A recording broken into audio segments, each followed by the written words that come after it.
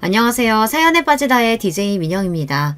오늘 사연자는 참고 견뎌보려던 와중에 결국은 이성의 끈이 빠지지 끊어져 버리고 말았다는데요. 과연 어떤 사연인지 들어보시겠습니다. 오늘도 두 가지 사연 준비되어 있는데요. 끝까지 들어주실 거죠? 그럼 바로 시작할게요. 구독과 좋아요 잊지 말고 꾹 눌러주세요. 안녕하세요. 저는 30대 여자입니다. 저는 결혼한 지 이제 5년 정도 됐고 아직 아이는 없어요. 나이도 나이고 결혼한 지도 꽤 됐으니 주변 사람들에게 지겹도록 듣는 질문 중 하나가 왜 아이가 없냐는 질문이에요. 들을 때마다 아직 생각 없다고, 원래 결혼하기 전부터 남편이랑 아이는 차차 생각해 보기로 했다고 해도 다들 하는 말이 똑같았어요. 아이는 무조건 하나는 있어야 하는 거라고요. 좋게 좋게 웃으며 이야기를 해도 다들 제가 터무니없는 소리를 한다고 생각했어요.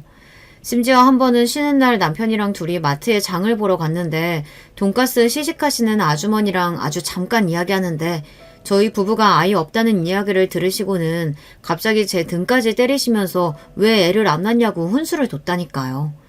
기분이 상한 남편이 아주머니에게 왜 알지도 못하면서 그런 말을 함부로 하느냐고 한마디 하고 나서는 아주머니도 당황하셨는지 대충 웃으며 상황을 넘어가려 하셨지만 남편은 끝까지 사과를 받아내야겠다고 했어요. 아는 사이도 아닌데 사람 등까지 때려가면서 할 이야기는 아니죠. 당장 사과하세요. 아유, 젊은 사람이 까칠하네. 그냥 내 딸 같아서 한마디 한 거 가지고 왜 그래. 사람 무안하게. 남편이랑 아줌마가 티격태격 하는 소리에 주변의 사람들까지 웅성웅성하며 모였습니다. 딸은 무슨, 어떤 엄마가 딸한테 그렇게 말을 해요? 암튼 잘 알지도 못하시면서 아무한테나 선 넘지 마세요. 아셨어요? 여보, 별일 아닌 거 가지고 왜 그래. 아주머니 무안하시잖아. 그만해. 그나마 다행인 건 제가 옆에서 말리니 남편도 금방 구겨진 표정을 풀고 카트를 끌고 가버렸다는 겁니다. 마트를 나와서도 남편은 화가 풀리지 않는지 연신 짜증을 냈어요. 우리가 애를 낳든 말든 도대체 무슨 상관이라고 멋대로 훈수를 두고 난리야. 진짜 우리나라 아줌마들이 문제라니까. 그냥 농담하신 거 가지고 뭘 또 그렇게까지 예민하게 굴어. 우리가 그런 소리 한두 번 들어? 물론 저도 저에 대해 잘 모르는 사람들에게 그런 이야기를 들을 때마다 남편 못지않게 기분이 상해요. 하지만 말 그대로 나에 대해 모르는 사람들이 그냥 하는 소리인데 굳이 예민하게 받아들일 필요 없다고 생각했습니다. 남편과 저는 어릴 때부터 한 동네에서 자란 동창이에요. 초등학교, 중학교 같이 나왔습니다. 지금의 시누이인 남편의 동생과도 언니 동생 하면서 친하게 지냈어요. 제가 성인이 된 후 오랜만에 시누이 집에 놀러 갔다가 군대를 제대하고 나온 남편을 만나 다시 알고 지내게 됐거든요.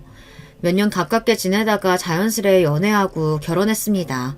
남편이 원래 학교 다닐 때도 공부만 하고 친구는 별로 없어서 당시에는 제가 썩 좋아하지 않았었는데 어른이 되고 나서 보니 그런 모습이 오히려 멋있게 보이더라고요. 남편이 명문대를 나와 석사까지 마치고 대기업 연구원으로 취직했거든요. 제가 속물근성이 있는지 능력 있는 남편의 모습이 멋있게 보였습니다. 그래서 결혼까지 하게 된 거예요. 저와 남편은 성격이 정반대예요. 저는 무슨 일이 생겨도 크게 동요하지 않고 그러려니 하고 넘기는 성격인데 남편은 굉장히 예민하고 차가운 성격이라 누가 듣기 싫은 소리를 하면 잘 넘어가지를 못해요. 한번 기분이 상하면 상대방에게 사과를 받아야만 항상 상황이 정리됐습니다. 사실 뭐든 대수롭지 않게 넘기고 긍정적인 성격인 저와 달리 항상 철저하고 냉정한 남편의 똑부러지는 모습이 좋아서 결혼한 거예요. 저에게 없는 면이 남편에게 있는 게 어른스럽게 보였거든요. 그런데 나이가 들면 들수록 남편의 그런 점이 저를 힘들게 할 때가 있었어요. 남편은 항상 본인의 생각이 제일 옳다고 생각했습니다. 본인이 납득 안 되는 상황이 생기면 끝까지 걸고 넘어졌어요. 그런 점은 부부싸움을 할 때도 나타났어요. 한 번은 이런 적이 있었습니다. 시어머니께서 제가 한 갈비찜이 먹고 싶다고 하셔서 일이 끝나자마자 고기를 사다 시댁에 갔어요. 시어머니께서 종종 드시고 싶은 게 있으면 저에게 좀 해달라고 연락이 올 때가 있었거든요. 처음엔 저도 일 끝나고 장까지 봐서 시댁에 가기 귀찮았지만 제가 한 음식이 맛있어서 하시는 말씀인데 거절하기 어려웠습니다. 그래서 그날도 기분 좋은 마음으로 시댁에 가서 갈비찜을 해서 퇴근하고 시댁에 온 남편과 함께 저녁을 먹었습니다. 설거지까지 마친 제가 남편이랑 시부모님이 거실에 앉아 이야기를 나누고 계시길래 저는 텔레비전을 봤어요. 마침 뉴스가 하고 있길래 리모컨을 찾았습니다. 저는 평소에 정치에 전혀 관심이 없고 정치 가지고 알가알부하는 사람도 별로 좋아하지 않아요. 그래서 리모컨을 들고 채널을 바꿨습니다. 그런데 갑자기 시어머니가 저에게 버럭하시더라고요. 어머, 나 집중해서 뉴스 보고 있었는데 말도 안 하고 갑자기 채널 돌리면 어떡하니? 죄송해요, 어머님. 제가 정치 뉴스 보는 걸 싫어해서 저도 모르게 채널을 바꿨네요. 다시 틀어놓을게요. 시어머니의 말씀에 저는 황급하게 다시 채널을 바꿨습니다. 너는 애가 어릴 때부터 세상 돌아가는 거엔 영 관심도 없고 맨날 놀러 다니기만 하더니 여전하구나? 사람이 하루에 한 번은 뉴스도 보고 정치인들이 하는 이야기도 들어야 견문이 넓어지는 거야. 아무리 무식해도 명색이 대기업 연구원 남편이랑 사는데 부부끼리 대화가 좀 통하려면 노력을 해야지. 시어머니의 날카로운 말에 저는 순간 말문이 턱하고 막히고 말았습니다. 한두 번 듣는 소리도 아니었지만 매번 들을 때마다 가슴이 따끔거렸어요. 채널 좀 바꾼 거 가지고 뭘 이렇게까지 얘기해요. 은혜 원래 텔레비전은 드라마만 봐요. 복잡하고 어려운 건 딱 질색이라고. 나는 여자들 드라마 보면서 이러쿵저러쿵 떠드는 것만큼 천박해 보이는 거 없더라. 이래서 결혼은 수준 맞는 사람끼리 해야 하는 거라니까. 남편은 나름 제 편을 들겠다고 했지만 저에게 전혀 도움이 되지 않았습니다. 오히려 더 마음만 다칠 뿐이었어요. 또 어머니, 그만 좀 하세요. 부부 사이에 수준이라고 할 게 뭐가 있다고 며느리한테 그런 소리래요. 제 표정이 시무룩해지자 남편이 애써 시어머니에게 화를 냈지만 이미 다친 제 마음은 전혀 괜찮아지지 않았습니다. 그런데 그날 집에 돌아오는 길에 남편이 시댁에서의 일이 답답했는지 저에게 화를 냈어요. 너는 자존심도 없냐? 엄마가 무식하네 어쩌네 하면서 나랑 수준이 안 맞는다고 하는데 그런 소리 듣고도 멍청하게 왜 가만히 있어? 남편 나름대로 속상해서 하는 소리라는 걸 알지만 저도 속상했습니다. 하루 종일 가게에서 서서 일하고도 집에 못 가고 시댁에 가서 밥상 차리고 설거지까지 다 했는데도 시어머니에게 그런 소리를 들었으니 화가 나고 아직도 가슴이 뛰고 얼굴이 뜨겁게 익어 있었습니다. 그런데 남편까지 저에게 답답하다며 구박을 하니 화가 나더라고요. 나라고 뭐 성질이 없어서 이 시간에 시댁까지 가서 밥하고 설거지까지 하면서 참고 있는 줄 알아? 어차피 내가 말해봐야 어머니가 보시기엔 부족하고 마음에 안 드는 며느리니까 그러니까 나도 그냥 꾹 참고 있는 거라고. 지금 이 와중에 너는 우리 집에 가서 밥하고 설거지한 게 억울하냐?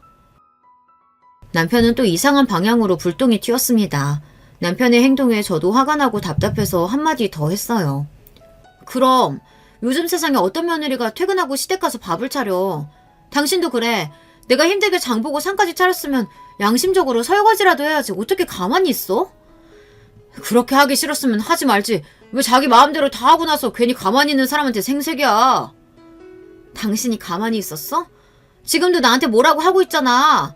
매일 며느리 구박 못해서 안달인 시어머니가 잘못이지. 앞에서 말 못하고 가만히 있었던 내가 잘못이야? 그러니까 잘못한 것도 없으면서 맨날 꿀먹은 벙어리처럼 당하고 있지 말고 말을 하라고. 남편은 항상 이런 식이었습니다. 본인이야 하고 싶은 것만 하고 살고 하기 싫은 건 안 하면서 살아서 모르는 거죠.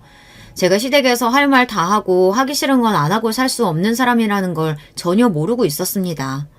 사실 결혼해서 지금까지 이런 일이 한두 번이 아니었어요. 사실 시어머니께서 결혼 전부터 저를 좋아하지 않으셨어요.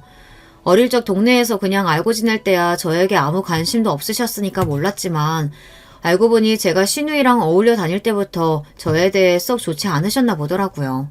집도 가난하고 공부도 잘 못하는 제가 남편과 엮일 줄은 생각도 못하셨나 봐요. 저와 남편이 처음 결혼하겠다고 시댁에 인사 갔을 때 시어머니는 농담하지 말라고 그런 거로 장난치는 거 아니라고까지 하셨습니다. 대놓고 결혼은 절대 안 된다고 하신 건 아니었지만 시누이 말로는 시어머니께서 제가 인사를 드리고 돌아가고 나서 남편에게 정말 저와 결혼하려고 하는 게 맞느냐고 몇 번이나 물으셨다고 하더라고요. 아무리 어렸을 때부터 친구라도 사람이 어느 정도 수준이라는 게 맞아야지. 동네에서 생선이나 파는 집 딸내미랑 네가 어울리기나 해? 우리 집도 지금이야 아버지가 잘 풀려서 사장님 소리 듣는 거지. 어릴 때야 시장에서 장사한 거 똑같은데 무슨 그런 소리래. 부부가 수준 맞을 필요가 뭐가 있어. 서로 좋아하면 되는 거지. 실제로 시어머니와 남편이 대운 대화를 시누이에게 듣고 나서 저는 한동안 마음이 쓰여 남편에게 연락을 못할 정도였어요. 혹시나 시어머니의 말을 듣고 고민하다 저와 결혼을 못하겠다고 할까봐서요. 어릴 때 시부모님이랑 친정부모님은 같은 시장에서 장사를 하셨어요. 저희 친정부모님은 생선 가게를 하셨고 시부모님은 냉면을 하셨어요. 그런데 시부모님이 냉면집을 하시던 건물 주변으로 재건축이 대대적으로 되면서 시아버지께서 제대로 알박기를 해놓으셨다가 남들보다 돈을 3배 넘게 받아 나오셨어요. 그 돈으로 근처 상가를 샀는데 재건축이 되면서 자연스레 같이 주변 부동산이 배로 뛰어서 갑자기 40억대 건물주가 된 거예요. 그런 거 보면 참 사람 인생이란 모르는 것 같아요.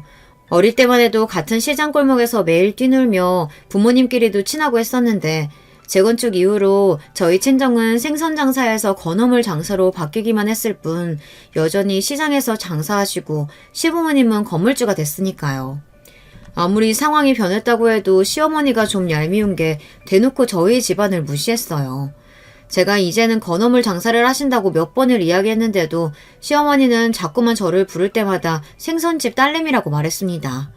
거기다가 다 지난 일이긴 하지만 아직도 서러운 게 상견례 날 오랜만에 만난 저희 친정 부모님 앞에서 결혼식 날 굳이 뭐하러 사람들을 다 부르냐고 가까운 친지만 모아서 하자고도 하셨습니다. 남들한테 뭐 내세울 만한 결혼이라고 다 불러서 밥까지 먹여. 그냥 우리끼리 모여서 조촐하게 해요. 시어머니와 그냥 하신 이야기인진 몰라도 삽시간에 상견례 분위기는 엉망이 됐습니다. 특히나 전부터 저를 탐탁치 않게 여기시던 시어머니를 얄밉게 생각했던 친정엄마는 참지 못하고 욱하셨죠. 애들 둘이 좋아서 하는 결혼인데 내세우고 말 게 어딨어. 나는 자식이라고 딸 하나라 이 사람 저 사람 다 초대해서 성대하게 할 거야. 준석이 엄마나 조촐하게 불러서 해. 아이고 은혜 어머니도 알잖아요. 이 사람이 우리 준석이 애지중지 키운 거. 갑자기 장가 간다고니까 아쉬워서 그러는 거니 좀 이해 좀 해줘요.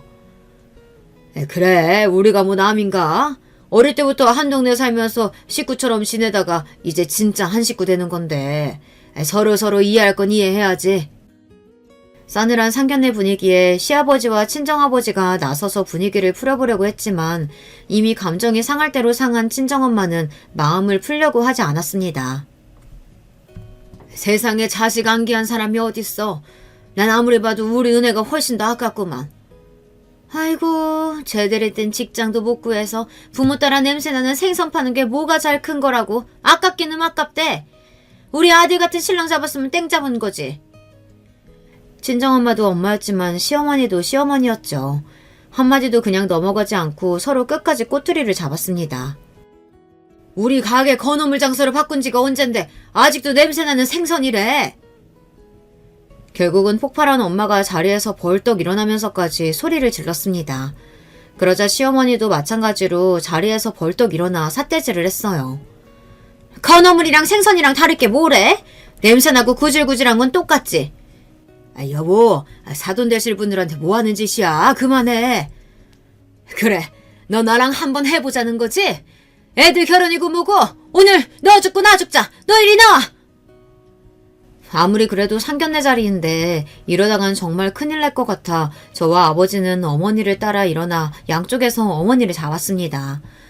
그런 와중에 이런 사달을 만든 시어머니는 오히려 더 씩씩거렸습니다. 그때였습니다. 그 난리가 나도 가만히 있던 남편이 자리에서 의자를 뒤로 밀고 일어났습니다. 그러더니 하는 말이 기가 막혔어요. 제 상견례 자리가 이렇게 될 거라고는 상상도 못했는데 두 분 다 정말 너무하시네요. 자식들 앞에서 이런 꼴까지 보이셔야겠어요? 앞으로 결혼식이든 뭐든 저희 둘이 알아서 할 테니까 양가 부모님께서는 저희 결혼에 일절 신경 쓰지 마세요. 남편은 미간을 잔뜩 구긴 채 그대로 식당을 나가버렸습니다. 저는 놀라서 그 뒤를 따라 나갔어요. 그리고 남편의 차에 따라 탔습니다. 그러고는 하는 말이 놀라웠어요. 우리 엄마 저러는 게 어디 한두 번이야. 그냥 그러려니 옮기실 수도 있지. 장모님도 꼭 저렇게 똑같이 구셔야겠어. 저 식당 회사 선배 형네 가게라 어렵게 예약해준 건데 이제 회사에도 우리 집 막장 집구석이라고 소문 다 나게 생겼다. 진짜 쪽팔려. 남편 성격상 나서서 우리 집 편을 들어줄 거라고는 생각 안 했지만 그 와중에 남편은 자기 걱정만 하고 있더군요. 상견례 한 식당이 회사 선배 형네 가게인데 오늘 일이 금방 회사에 소문이 날 거라며 남편은 아직 일어나지도 않은 일을 걱정했어요. 지금 그런 걱정할 때야? 결혼 앞두고 양가 어머님이 저렇게 싸우셨는데? 두 분이 싸우시든지 말든지 우리랑 무슨 상관이야. 그렇다고 결혼 안 할 것도 아닌데. 남편이 저와 많이 다른 사람이라는 거야 진작 알고 있었지만 이 정도로 생각하는 게 다를 줄은 몰랐습니다. 제 마음을 몰라준다고 해서 남편이 원망스럽지는 않았습니다. 남편은 원래 어릴 때부터 본인의 부모님을 별로 좋아하지 않았어요. 돈 조금 더 벌겠다고 알바끼까지 해서 주변에 다 재건축이 들어갔는데 장사도 안 하면서 끝까지 남아 버틴 것도 쪽팔렸고 그 돈으로 건물 좀 샀다고 무슨 부자처럼 구는 것도 싫다고 했었어요. 그렇다 보니 남편은 뭐든지 결정을 할 때 본인이 알아서 결정하고 행동했어요. 부모님께 도움도 일절 받지 않았고요. 남편이 그런 사람이다 보니 아마 남편도 저를 이해하지 못할 거예요. 저야 어릴 때부터 특별히 좋아하는 것도 잘하는 것도 없이 살다가 점수 대충 맞춰 대학 나와 지금은 부모님 가게에서 일하고 있으니까요. 평생 쉬지 않고 열심히 살아온 남편이 보기에는 이런 제가 답답하고 이해도 안 될 텐데 그래도 연애하는 동안 싫은 내색 안 하고 잔소리 한번 안 하는 거 보면 남편이 저를 많이 좋아하고 있다고 느꼈습니다. 그래서 결혼도 결정한 거고요. 식당 룸 안에서 일어난 일이라 직원들도 못 들었을 거야. 괜한 걱정하지 마. 남편에게 서운한 점이 없는 건 아니지만 남편도 저의 부족한 점을 항상 이해해주니 저는 애써 예민하고 날카로운 남편의 성격을 받아주고 보듬어주려고 노력했어요. 그렇게 저와 남편은 상견례 날 양가 부모님의 불미스러운 일을 제대로 마무리하지 않은 채 결혼식을 올렸습니다. 결혼식을 준비하는 내내 친정엄마의 잔소리와 원망 섞인 소리를 듣느라 저도 죄송스러운 마음이 있기는 했지만 남편 말대로 우리 둘이 좋아서 하는 결혼식이니 우리가 알아서 하면 되는 거라고 여겼습니다. 그런데 살다 보니 이게 또 항상 제 마음 같지는 않더군요. 저도 남편도 서로를 향한 마음이 영원히 변하지 않을 줄 알았는데 둘 다 사람이다 보니 서서히 변해갔습니다. 결혼하기 전 남편과 상의해서 결정한 내용이 있었어요. 먼저 결혼은 해도 아이는 필수라고 생각하지 않는 것. 두 번째, 각자의 수입이나 지출은 알아서 관리하고 절대 간섭하지 않을 것. 마지막, 아무리 부부라고 해도 평일이든 주말이든 모든 걸 함께 공유하려고 하지 않을 것. 대부분 남편이 요구한 상황이긴 했지만 저도 특별히 어려울 것 같지 않아 다 동의했어요. 주변에서는 다들 아이 없이 정말 살 수 있냐, 부부끼리 얼마를 벌고 얼마를 쓰는지 모르고 산다는 게 말이 되냐, 그런 말들이 많았지만 저는 나쁘지 않다고 생각했어요. 결혼 전 제가 남편이 좋았던 이유도 저에게 간섭하지 않고 잔소리하지 않아서 좋았던 거니까요. 그런데 좋은 방향으로 생각했던 이 규칙들이 막상 결혼하고 나니 자꾸만 제 발목을 잡았습니다. 한 번은 이런 적이 있었어요. 제가 부모님과 함께 일하는 시장에 모임이 하나 있는데요. 시장에서 장사하는 제 또래 언니 친구들이 만든 모임인데 한 달에 한 번 정도 부부끼리 여행도 가고 술자리도 갖고 하는 모임입니다. 모임을 하는 언니나 친구들이랑 저도 친한데 제가 결혼을 늦게 한 편이라 저는 정작 부부 모임에는 가본 적이 없었어요.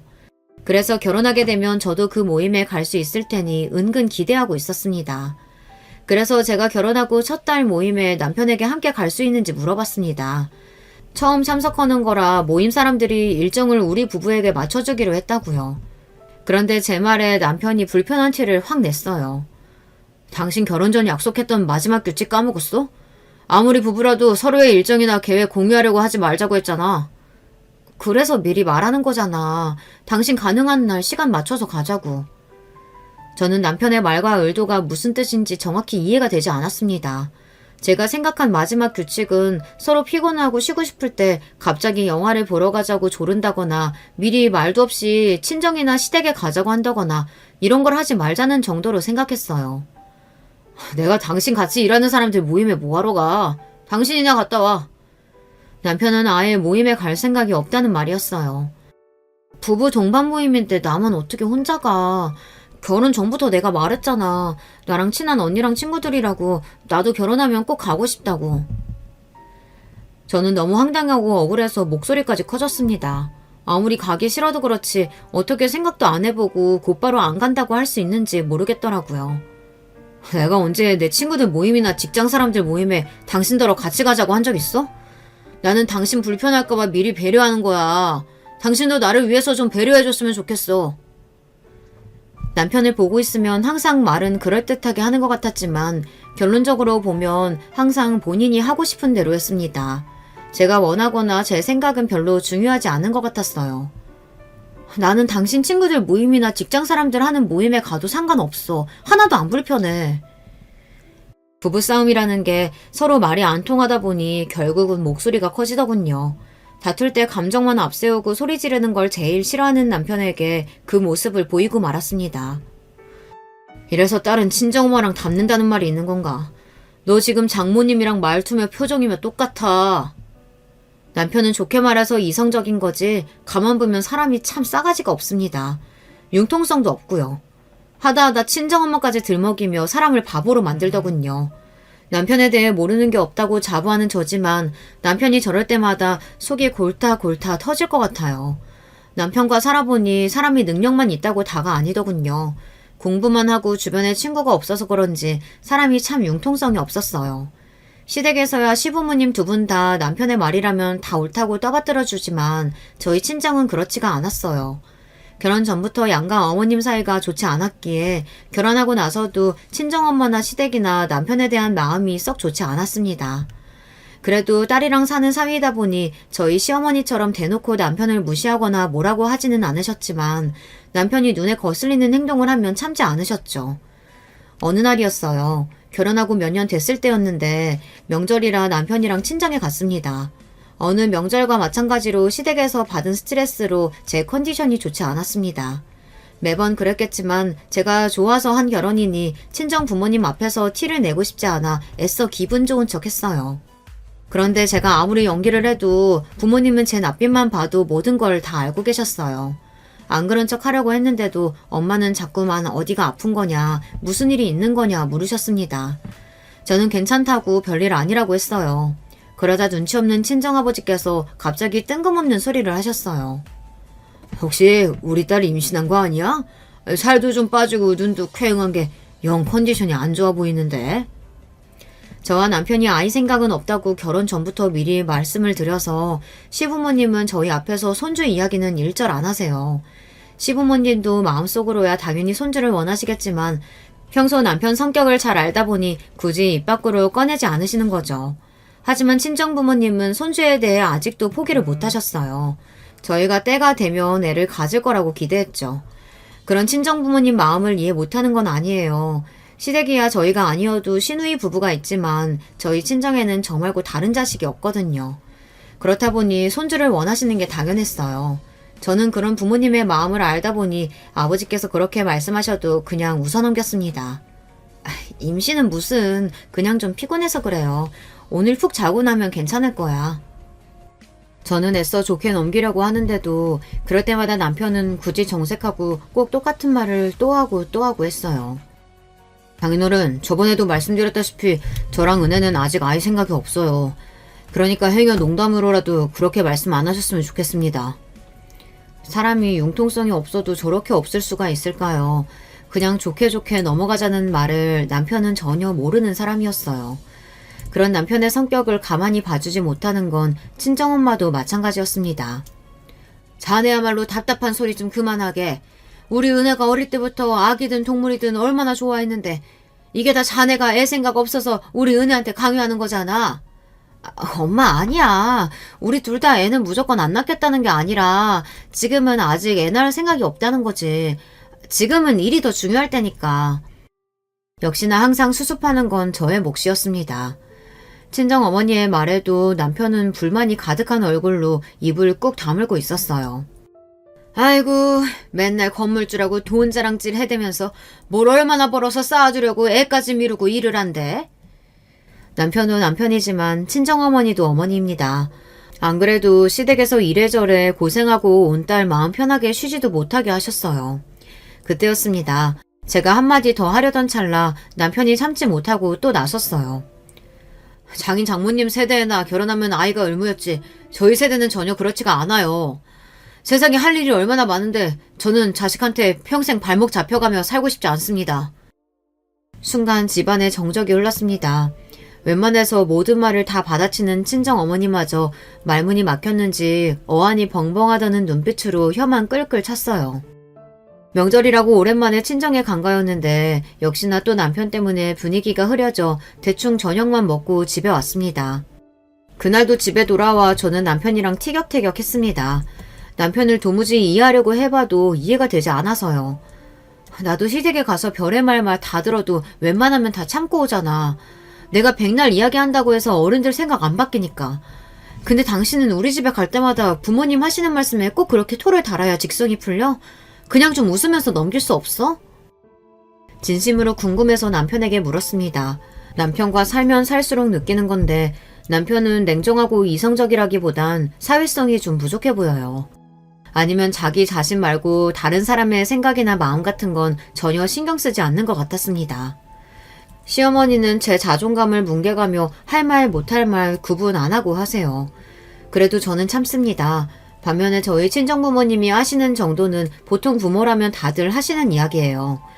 그런데도 남편은 본인이 하고 싶은 말을 참으면 죽기라도 하는 병에 걸리기라도 한 사람처럼 할 말이 있으면 참지를 못했어요. 시어머니도 시어머니였지만 남편의 그런 모습에 저는 슬슬 지쳐갔습니다. 그러던 어느 날이었어요.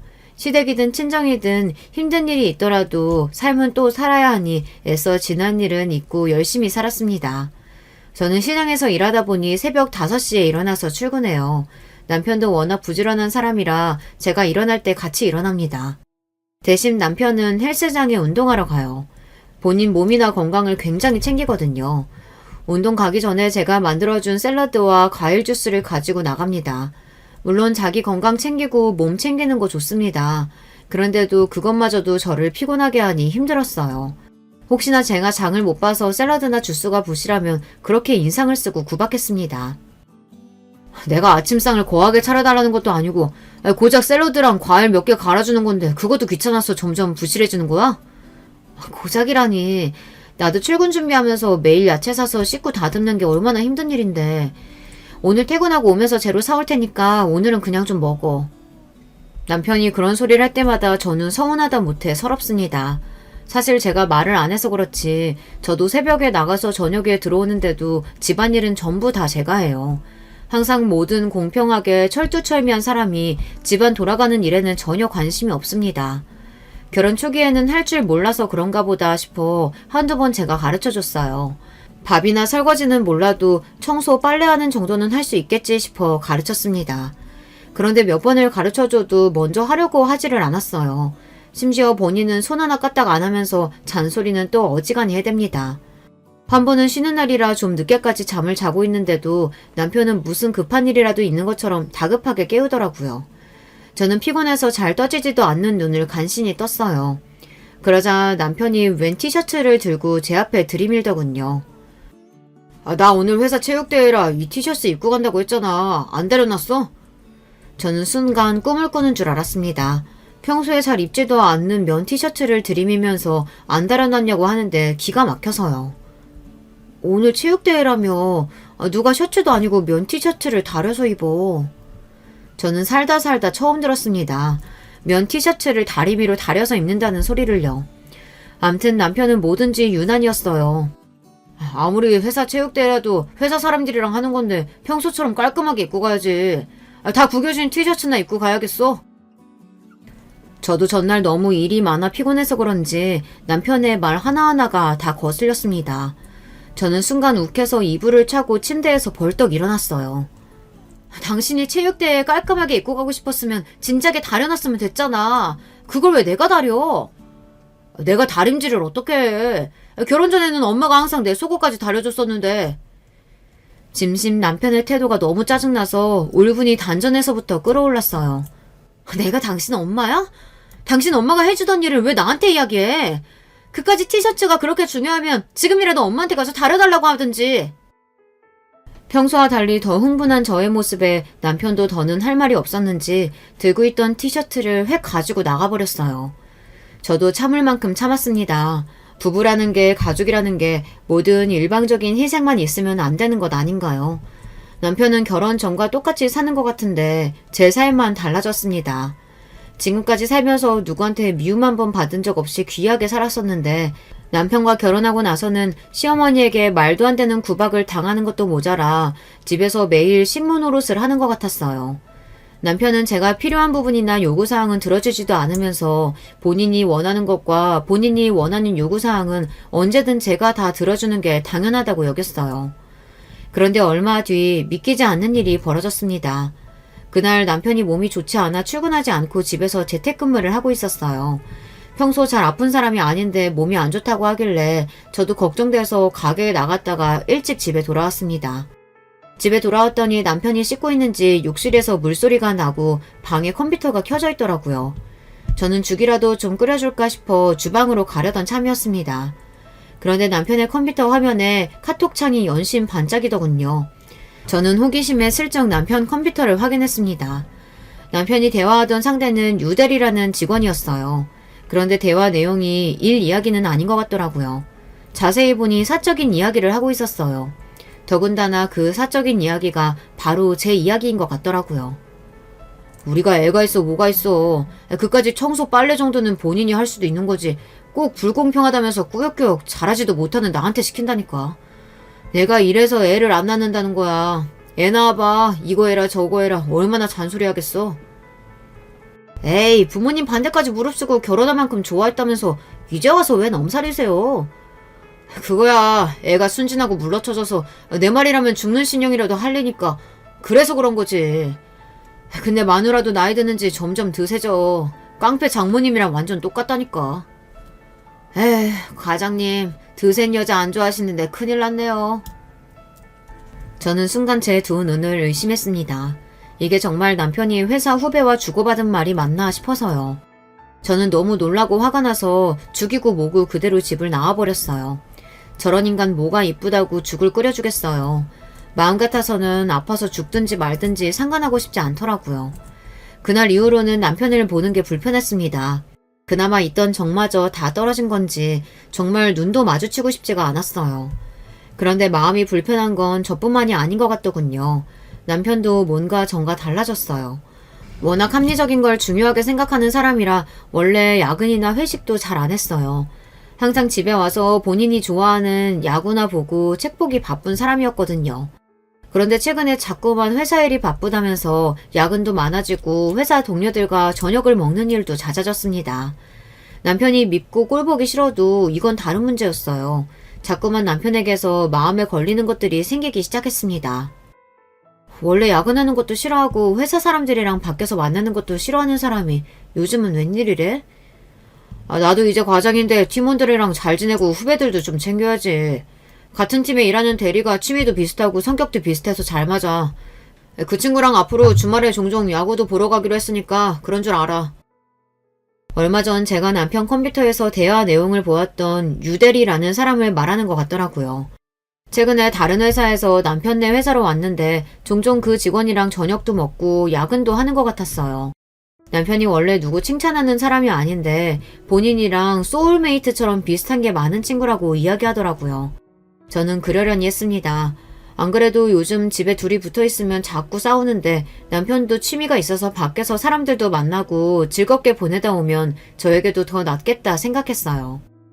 그런데 그게 좀 과했어요. 남편은 마치 딴 데 정신이 팔린 사람처럼 가정에는 조금도 관심이 없었습니다.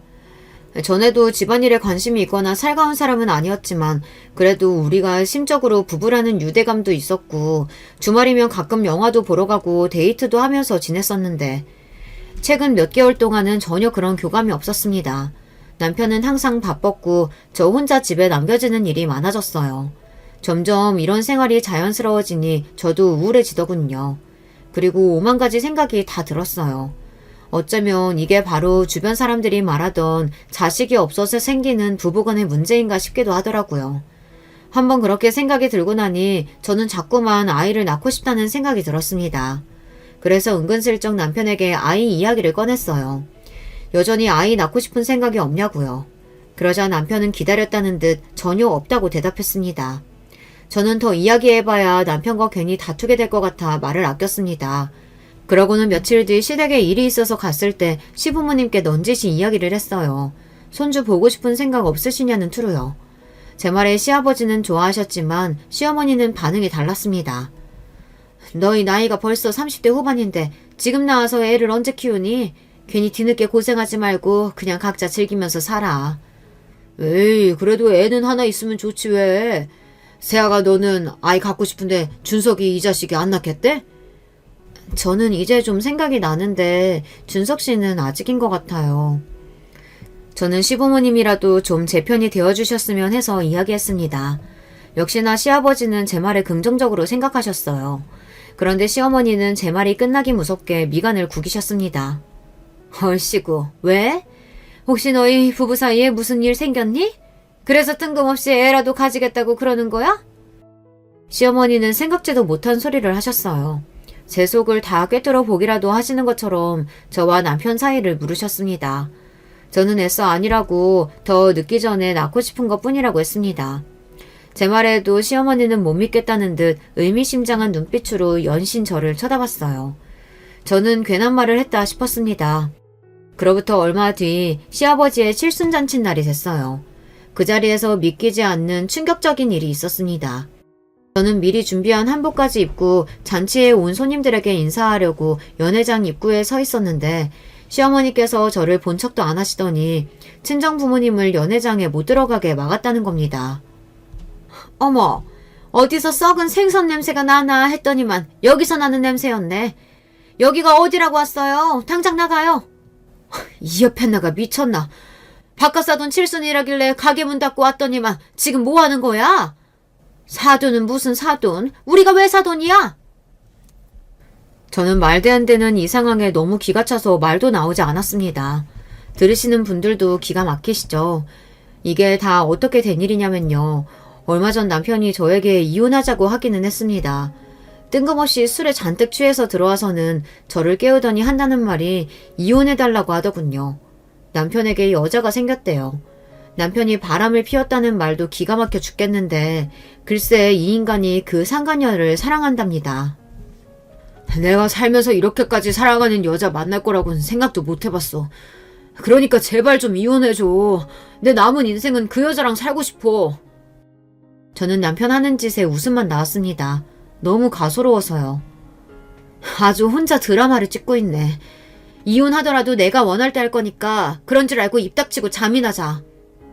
에이, 여자가 말하는 것 좀 봐. 이렇게 드세고 무식하니까 내가 정이 떨어졌지.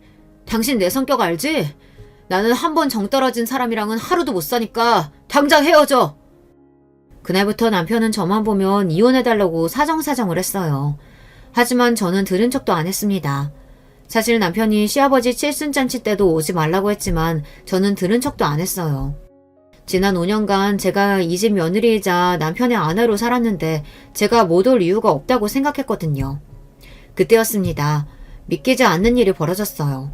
시어머니께서 친정부모님을 문전박대한 것도 모자라 잘 차려입은 웬 여자 손님을 데려다가 입구에 세워놓고 손님들에게 며느리라고 소개하고 있었어요. 아, 여기까지 와주셔서 감사해요. 네, 맞아요. 이쪽이 저희 며느리예요. 아들이랑 같이 대우기업 다녀요. 얼굴도 예쁘죠? 저는 기가 막히고 코가 막혔습니다. 멀쩡히 이 집 며느리인 제가 여기 있는데 다른 년을 며느리라고 소개하더라고요. 치사한 남편과 시어머니가 무슨 짓을 꾸밀지 생각 못했던 건 아니지만 이렇게까지 할 줄은 몰랐습니다. 알고 보니 남편이 저와 헤어지고 새로 만난 상간녀와 재혼하겠다고 벌써 시부모님께 인사까지 했나 보더라고요. 시어머니야 저보다 학벌도 좋고 직업도 좋은 상간녀를 마다할 이유가 없었는지 바로 허락했답니다. 그러니까 결국 현재 시어머니와 남편의 걸림돌은 저 하나였던 거예요. 빨리 저를 정리해야 남편이 원하는 대로 살 수 있으니까요. 그쯤 되니 저도 간신히 붙잡고 있던 이성의 끈이 빠지지 끊어지더군요. 저는 우렁찬 목소리로 소리를 냅다 질렀습니다. 이 늙은 여녀나, 내가 만만해 보이니? 내가 너희 두 모자 가만히 둘 줄 알아? 제 목소리에 호텔 연회장 로비가 쩌렁쩌렁 울렸어요. 그러자 주변에 있던 손님들이 웅성웅성 수군거렸습니다. 이 옆에 내가 미쳐도 단단히 미쳤네. 무식하게 사람들 앞에서 지금 뭐 하는 거야? 미친 건 너지, 인간아. 너야말로 쪽팔리는 줄 모르고 지금 뭐 하는 거야? 나 아직 너랑 이혼 안 했어. 법적으로 너랑 내가 부부라고. 근데 감히 저런 천박한 상간녀들을 내 자리에 데려다 놓고 소개해?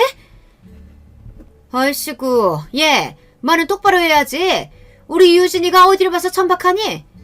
네가 무식해서 뭘 모르나 본데 우리나라에 간통죄가 없어진 지가 언젠데 상간녀는 상간녀야. 너랑 우리 준석이 솔직히 식만 올렸지 애도 없고 남보다 못하게 살았잖아. 우리 아들이 이제야 정신 차려서 제대로 된 여자랑 좀 살겠다는데 방해 좀 그만하고 알아서 좀 떨어져. 내가 위자료는 알아서 두둑히 챙겨줄게. 시어머니는 이제 아예 체면은 다 갖다 버리셨는지 막 나갔습니다.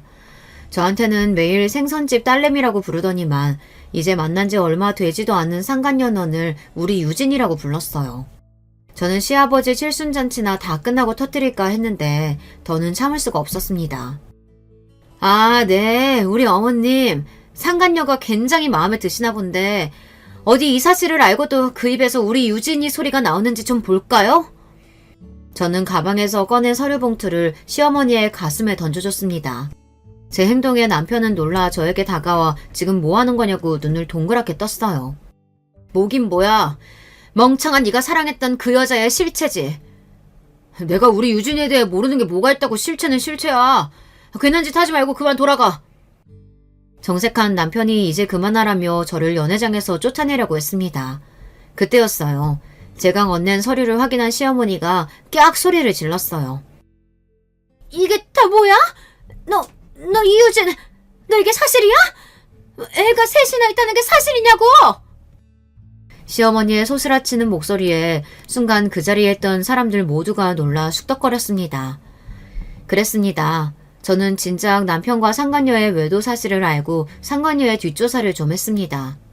외도 사실을 어떻게 알았냐고요? 세상 일이라는 게 참 모르는 거더라고요. 알고 보니 유대리라는 사람이 남자가 아니고 여자였더라고요. 저는 남편이 유대리에 대해 자주 이야기하길래 당연히 남자라고 생각했어요. 제가 유대리가 여자라는 사실을 어떻게 알게 된 줄 아세요? 그날은 주말이었습니다. 남편이 유대리와 야구를 보러 간다고 나간 날이었어요. 오랜만에 자유를 얻은 저도 집에서 빈둥거리며 누워있었습니다.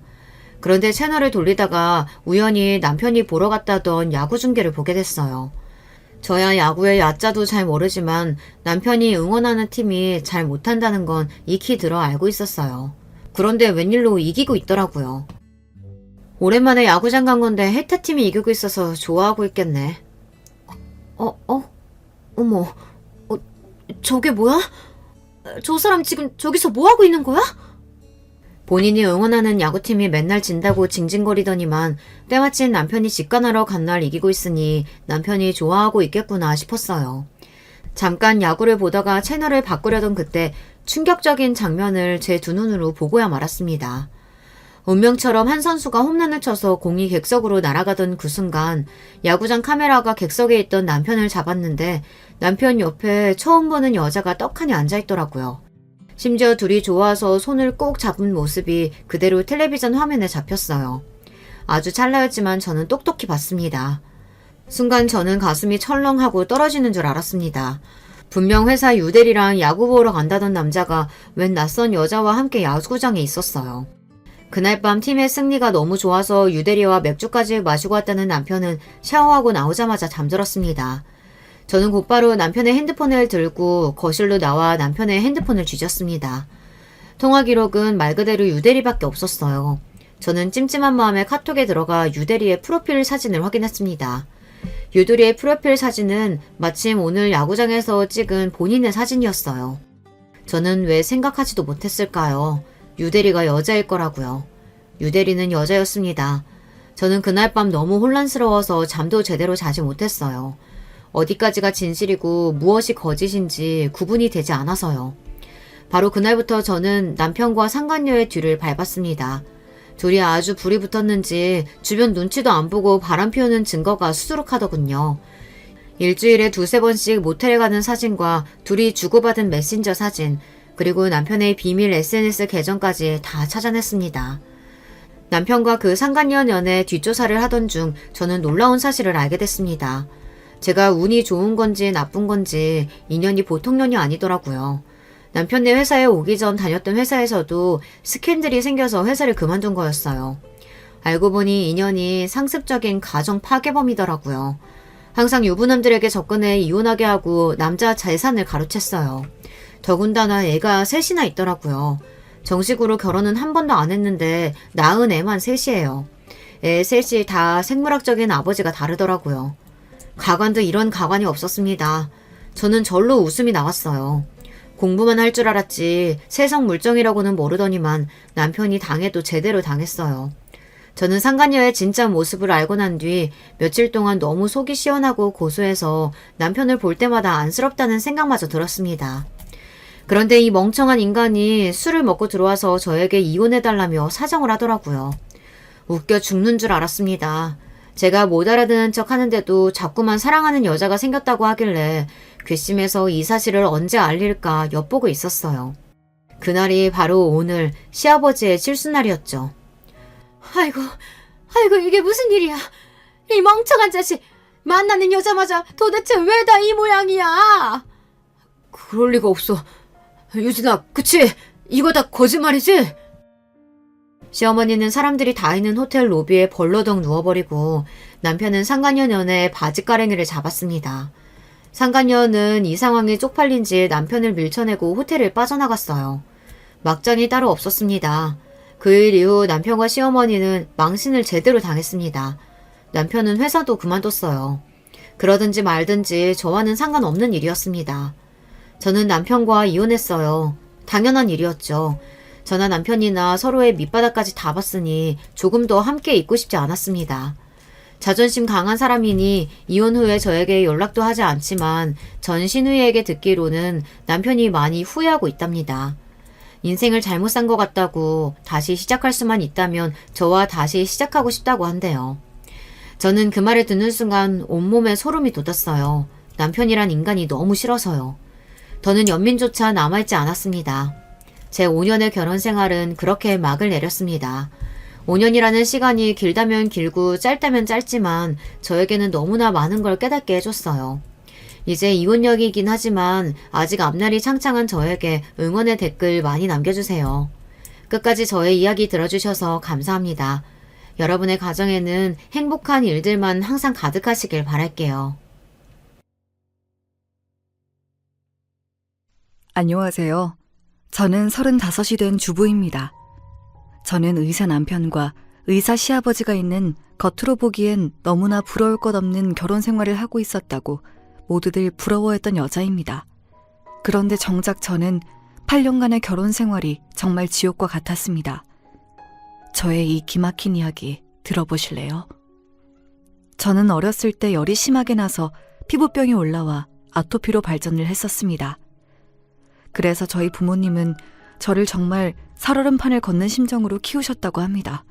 하도 알러지가 심해서 먹어도 되는 음식보다 먹으면 안 되는 것들이 더 많을 정도였는데요. 그 중에 제일 심했던 게 새우 알러지였어요.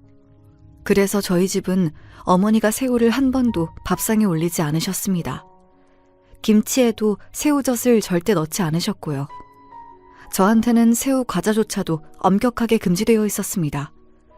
새우를 먹으면 목이 부어올라 호흡이 곤란해지는 건 물론이고 온몸에 두드러기가 나서 미친 듯이 긁게 되는 이런 알러지 심한 체질을 갖고 있었기에 저는 학교 급식을 먹을 때도 엄청나게 조심하게 되었습니다. 선생님과 조리원분들도 저를 알고 있었을 정도였으니 제가 얼마나 불편했었는지 청취자 여러분은 짐작이 가실 거라고 생각됩니다. 그렇게 식생활을 통제하면서 조심조심 살아가던 저에게 뜻하지 않은 사건이 일어났습니다. 대학교 4학년 졸업 전에 졸업여행을 갔던 저는 그곳에서 새우가 들어있는 음식을 먹고 큰일이 날 뻔한 것이었습니다. 저희 과 학생들과 다 같이 제주도로 놀러 갔었는데 교수님이 해산물을 너무 좋아하시는 분인 거예요. 그래서 제주도에 아는 단골 맛집이 있다면서 데리고 갔던 곳이 하필이면 해산물 전문 식당이었던 거였습니다. 저는 해산물 중 새우만 조심하면 된다고 생각해서 식당 직원에게 새우가 안 들어간 음식을 달라고 주문했습니다. 과 친구들 중에서도 제 새우 알러지 증상을 잘 알고 있는 친한 몇 명의 친구들이 있어 저에게 새우 조심하라고 하면서 반찬으로 나온 돼지고기나 해산물이 안 들어간 음식들만 제 앞에 놓아주었습니다. 여기, 너는 새우 먹으면 안 되지? 돈가스랑 밥 먹어. 김치도 있고. 김이랑 메추리알 같은 거랑 먹어야겠다. 내일은 교수님께 얘기해서 해산물 전문 식당 가지 말자. 제 베스트 프렌드였던 친구가 저를 배려해서 최대한 해산물을 피해서 저에게 반찬들을 권하며 제 앞에 놓아주었습니다. 그 친구에게 고마워하면서 밥을 먹고 있는데 그 해산물 좋아하신다는 교수님이 제 옆으로 다가오시더니 이렇게 말씀하시는 게 아니겠어요? 아니, 자네는 왜 해신탕은 안 먹고 이렇게 맛없는 반찬들만 놓고 밥을 먹고 있나? 얼마나 맛있는데 해신탕이. 요즘 젊은 세대들은 해산물을 싫어해서 큰일이야. 해산물을 많이 먹어야 머리가 좋아지는 것도 모르고 말이야. 아, 교수님, 제가 새우에 알러지 반응이 있어서 못 먹어요. 에이, 거짓말 하지 마라. 새우가 얼마나 맛있는 건데 그걸 못 먹나? 거짓말이지? 껍질 까기 싫으면 내가 깐 걸로 줄게. 한 번만 먹어봐. 얼마나 맛있다고. 다들 껍질 먹기기 귀찮아서 새우 안 먹는 거더라고. 알러지 있다고 핑계대고 말이야. 아, 교수님, 저 진짜 새우 알러지 있어요. 엄청 심각해서 그래요. 죄송하지만 먹으면 안 됩니다. 참, 변명도 가지가지네. 지도교수가 주는데 안 먹을 거야? 자네, 졸업을 하기가 싫은 건가? 감히 지도교수 말에 토를 달다니 어서 먹어보라고. 그 교수님은 굉장히 젊은 편이었는데도 꼰대라고 악명이 높았던 교수님이었어요. 놀란 저는 입을 확 닫았지만 새우가 든 교수님의 숟가락이 제 입안에 들어오고 말았습니다. 그렇게 새우가 들어오자마자 피부에 오돌토돌한 것들이 막 올라오면서 저는 거품을 물고 쓰러져 버리고 말았습니다. 제 친구들도 기절할 듯이 놀라서 119 응급차를 불렀고 저는 그 길로 제주대학교 병원의 응급실에 실려가게 되었습니다. 제가 정신을 잃었고 응급실에서 깨어나 보니 친구들이 걱정스럽게 쳐다보고 있더라고요. 그리고 그 옆에서 저의 링거줄을 조절해주는 의사 선생님이 계시더군요. 저는 그 레지던트에게 첫눈에 반했습니다. 응급차를 불러준 저의 베스트 프렌드도 물론 고마웠지만 저를 세심하게 케어해주는 그 의사가 그렇게 믿음직스러울 수가 없었습니다. 슬쩍 명찰을 보니 그 의사의 이름은 양영수였고 저는 얼른 머릿속에 그 의사의 이름을 저장해 두었다가 퇴원하기 전에 만나서 감사의 인사를 했습니다. 그리고 그에게 제 휴대폰 번호를 알려주었습니다. 양영수 선생님, 정말 감사합니다. 저는 서울에 사는 진이라고 해요. 제 목숨 살려주신 건 너무 감사해서 그런데 제가 한번 밥 살게요. 연락주세요. 아, 제가 할 일을 했을 뿐인데요. 보답은 필요 없습니다. 제가 집이 서울에 있는데 본가 갈 때 한번 연락드릴게요. 건강 조심하시고요. 그렇게 한번 만날 기회를 잡아서 저는 형수 씨를 만났고 한 번, 두 번 만나다 보니 형수 씨도 저에게 관심을 갖게 되어 대학을 졸업하고 나서는 그 사람과 본격적으로 사귀기 시작했습니다. 그 사람이 지금의 남편이고요. 남편은 시아버지가 의사여서 본인도 고민 없이 의대의 길을 선택했고 집안의 장손으로서 해야 할 일을 했다고 생각하는 정말 조선시대 선비 같은 사람이었습니다. 그러나 연애를 하던 시절에는 그런 바르지만 융통성 없는 성격조차도 좋아 보이는 것이었습니다. 제가 눈에 콩깍지가 많이 씌었었나 봅니다. 저는 형수 씨가 다른 여자들을 눈에 담기 전에 저한테 오도록 만들어야겠다고 생각했고 그 사람이 서울로 올라와 서울대학교 병원에서 당직을 설 때마다 도시락을 싸서 당직실로 찾아갔습니다. 형수 씨는 그런 정성을 들인 저에게 홀딱 빠지게 되었고 드디어 저는 형수 씨의 부모님에게 인사를 드릴 기회를 잡게 되었습니다. 형수 씨의 아버님은 저를 마음에 들어 하셨지만 어머니는 저를 그다지 마음에 차지 않는 눈으로 아래 위로 쳐다보시더니 이렇게 말씀하시는 게 아니겠습니까?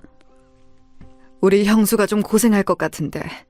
아가씨, 새우 알러지 있다면서요? 그럼 형수가 새우도 못 먹고 살 거 아니에요. 우리 아들 해산물 좋아하는데 결혼해서 새우 안 먹고 살 자신이 있니? 형수 너 말이야. 부부가 되려면 입맛 문제도 고려해야지. 그거 무시하면 안 된다. 얼마나 큰 영향을 주는데. 나만 해도 네 아버지가 우엉이랑 연근 싫어하셔서 그런 반찬 집에서 잘 안 해먹잖니. 뭐 새우만 안 먹으면 되잖아요. 그리고 집에서만 안 먹으면 됐지 뭐. 나가서 밥 먹을 땐 괜찮잖아. 어차피 집에서 얼마나 그렇게 새우 요리 해먹는다고 그래요. 엄마, 그건 별로 핑계가 될 수 없을 것 같은데요? 아이고, 벌써 네 여자친구라고 편들고 그러니? 벌써부터 아내를 사람이라고 꽉 잡혀서 살려고 그러냐? 아내 바보라는 것 내가 말만 들어봤지 우리 아들이 그런 사람인 줄은 몰랐네. 정신 차려, 아들. 어머니, 새우를 제가 먹는 것만 안 되지 요리해줄 순 있어요. 그러니 그런 걱정은 안 하셔도 될 것 같아요. 내가 듣기 싫은 소리를 한 건가? 미안해요, 아가씨. 그런데 아직 어머니라고 부르는 건 너무 이른 거 아닌가? 그런 말을 들었을 때 시어머니가 저한테 별로 호의적이지 않다는 걸 처음 느꼈습니다. 하지만 제 눈에는 형수 씨밖에 안 보였기 때문에 저는 형수 씨와 결혼을 밀어붙였습니다. 제 부모님은 다행히 형수 씨를 굉장히 마음에 들어 하셨습니다. 예비 사위의 직업이 의사인 것도 있었지만 바른 생활을 할 것 같은 성격과 믿음직스러운 면이 제 부모님의 마음을 사로잡은 것 같습니다. 저는 끝내 형수 씨와 결혼을 하게 되었고 시댁과 같은 아파트 단지에서 신혼살림을 시작했습니다. 사실 제가 아직 취준생의 입장에서 결혼부터 한 것이기 때문에 시어머니가 저를 더 싫어하셨을 거라고 생각합니다. 아들이 의사면 의사 며느리를 보거나 하다못해 간호사라도 데리고 올 줄 알았다고 시어머니가 나중에 솔직하게 말씀을 하시더라고요. 그 말을 듣고 정말 어처구니가 없었습니다. 저는 결혼을 하고 나서 운 좋게 취직이 되어 작은 회계사 사무실에서 첫 직장 생활을 하게 되었습니다. 남편은 레지던트 생활을 계속해야 해서 서울대학교 병원에서 집보다 더 많이 잠을 잤습니다. 저는 신혼생활의 거의 반절을 집에서 혼자 독서 공방을 했었던 기억이 나네요. 그래도 저는 제가 사랑한 남자와 결혼까지 했었기 때문에 혼자 지내는 것에 큰 불만은 없었습니다. 보고 싶으면 밤중에라도 병원 근처로 가서 남편과 데이트를 즐기고 집으로 돌아오기도 했으니까요. 게다가 세금 신고 기간에는 저도 집에서 잠만 자고 나올 정도로 바빴습니다. 그렇게 별탈 없이 지내다가 어느 날 저는 시어머니가 호출을 하셔서 시댁에 갔습니다. 저는 직장에서 월차를 내서 쉬는 날이었고 그때도 남편은 병원에서 당직을 서고 있었습니다. 어머니, 무슨 일이세요? 저한테 하실 말씀이라도 있으세요? 일부러 집으로 오라고 하시고 중요한 말씀이실까요? 아, 다른 게 아니고 너 데리고 한의원 가서 진맥 한번 받아보려고. 사실 결혼하기 전에 했었어야 하는데 우리 아들은 신체 건강한 거 내가 알지만 너는 새우 알러지 말고는 아는 게 없잖니? 그러니까 뭐 병이라도 있는 건가 알아둬야 할 것 같아서. 그리고 애기도 가져야 하니까 보약도 좀 챙겨 먹이려고 그래. 그러니까 아무 말 말고 따라 나서. 어머니, 저 그 알러지 말고는 다른 거 없어요. 새우 말고 견과류 종류도 좀 그렇고요. 그 두세 가지 말고는 저 정말 아무런 병도 없어요. 그리고 결혼한 지 1년 좀 됐는데 무슨 벌써 아기 이야기를 하세요. 아직 제 나이도 어리고 저는 그렇게 빨리 아기 갖고 싶은 생각 없어요. 저 그냥 집에 가면 안 될까요? 얘 좀 봐. 누가 시어머니 말을 그렇게 무시하니?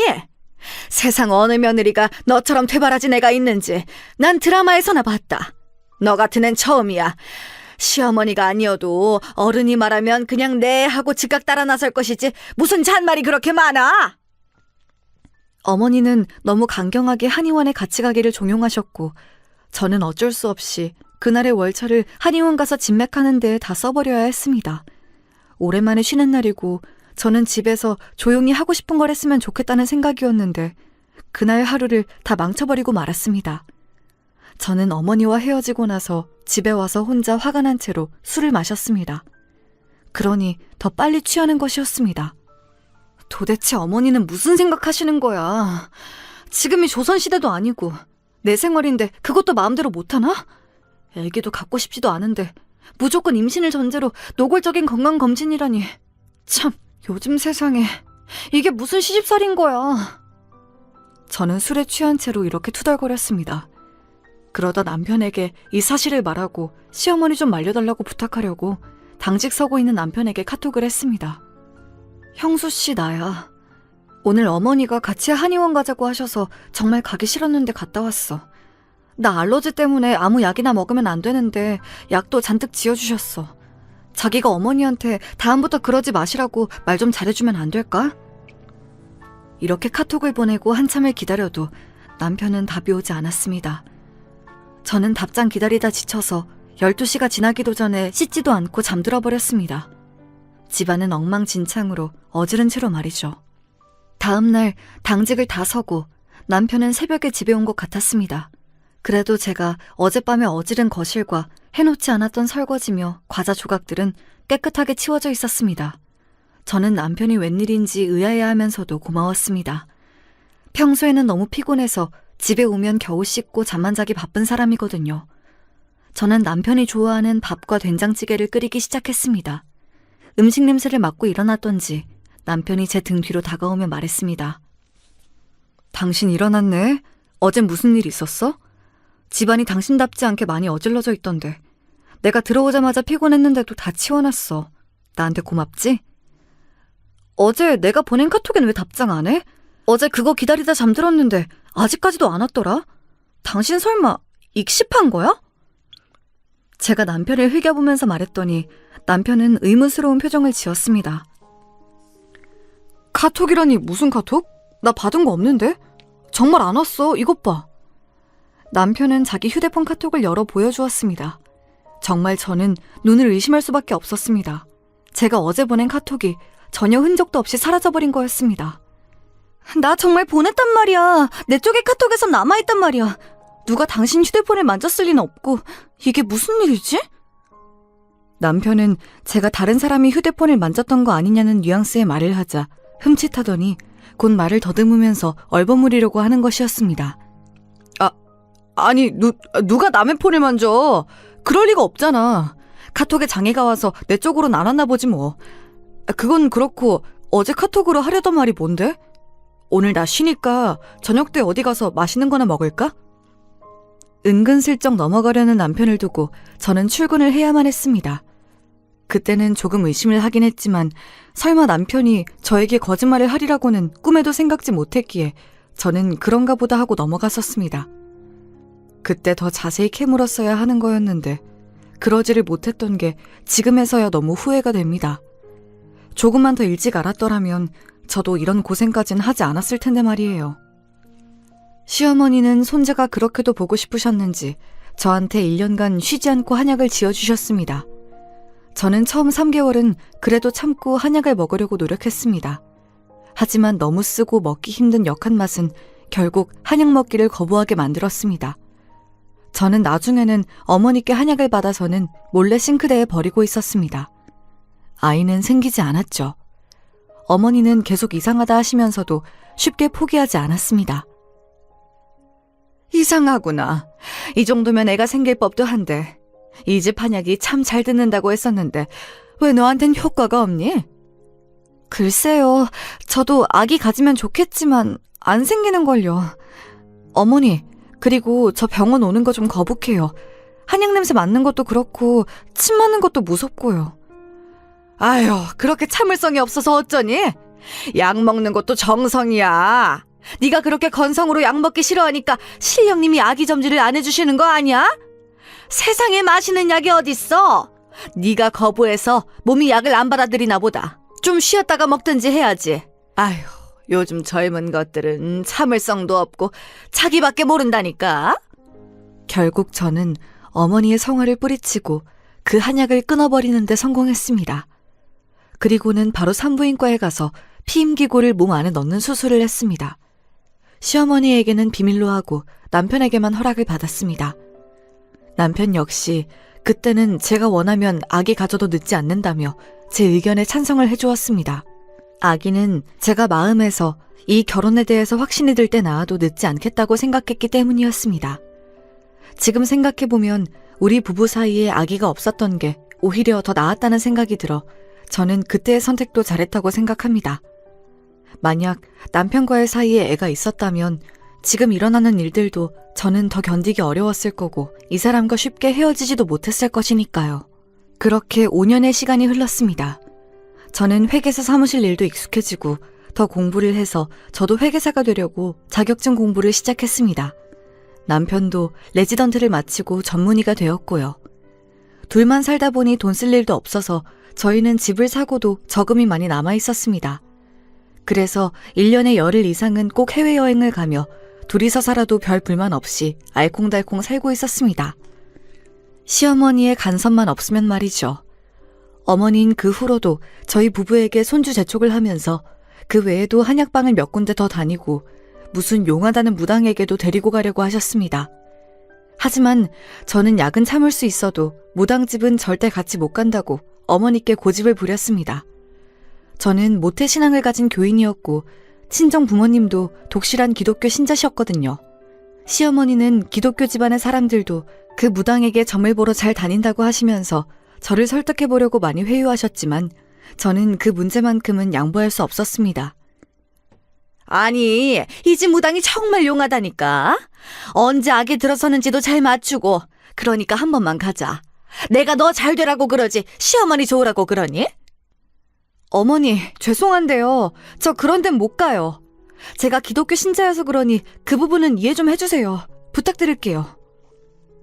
5년이나 지났으면 지쳐서 포기하실 법도 한데 어머닌 끈질기게도 기회만 되면 무슨 용한 한의원이 있다면서 진맥을 받으러 가자고 저를 억지로 끌고 다니셨습니다.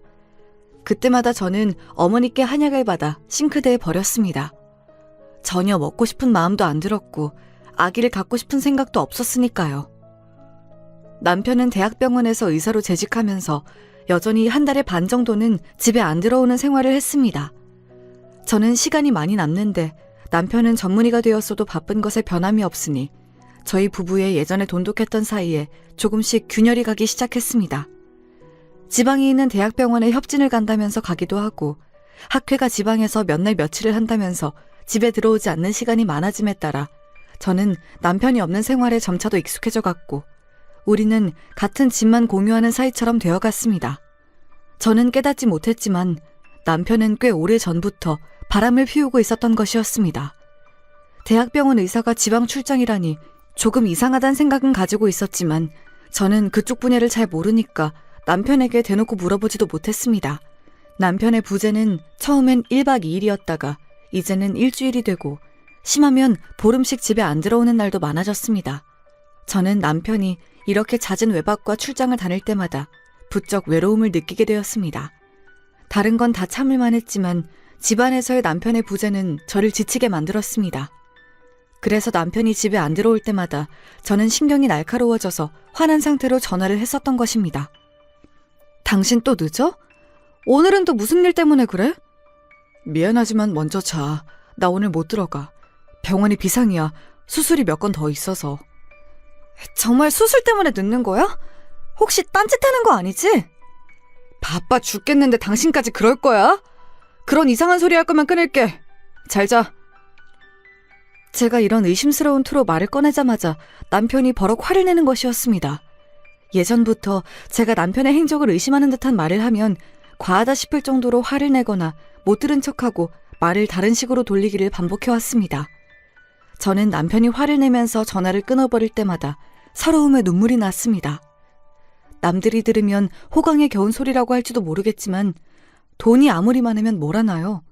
가정을 지키는 든든한 남편이 없는 저는 왜인지 과부 같은 느낌이 들었습니다. 그러던 어느 날 시어머니가 갑자기 저희 집으로 오시겠다고 전화를 하셨습니다. 저는 어머니가 오시는 것만큼은 싫었지만 아무렇지 않은 척 전화를 받았습니다. 예, 새아가. 어머니가 김치 맛있게 담갔는데 너무 잘 되어서 너희한테 좀 갖다 주려고 그래. 오늘 저녁에 집에 있을 거지? 어머니, 일부러 안 오셔도 되는데 제가 가지러 가도 되잖아요. 그리고 저번에 주신 것도 있어요. 굳이 오늘 안 오셔도 될 것 같아요. 너는 시어머니가 집에 오는 게 싫으니? 매번 좋게 전화를 받는 적이 없어. 내 아들은 새로 담은 김치 잘 먹으니까 갖다 줘야겠으니 오늘 퇴근하면 집에 바로 와. 알겠니? 꼭 시어머니가 화내는 걸 봐야 속이 시원하니? 죄송해요. 오늘 또 그 사람 안 들어온다고 해서 제가 좀 예민했어요. 네 남편이 의사라 바빠서 못 들어오는 걸 어떡하니? 병원 일이라는 게 그래. 밤낮도 없고 언제든지 무슨 일 생기면 못 들어오는 거야. 그러니 네가 그건 이해를 해라. 네, 알겠습니다. 전화 끊겠습니다. 시어머니의 전화를 끊고 저는 우울해졌습니다. 어머니만 생각하면 가슴 한쪽이 답답해져 왔습니다. 전생에 무슨 악연인지 항상 어머니는 저를 괴롭히는 것을 즐기시는 것 같았습니다.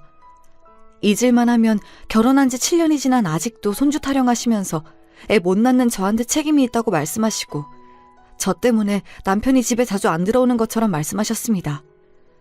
그런 말을 계속 듣다 보면 저도 혹시 나 때문인가 하는 생각이 들게 되잖아요. 그래서 저는 어머니와 대화하는 게 싫었던 것 같아요.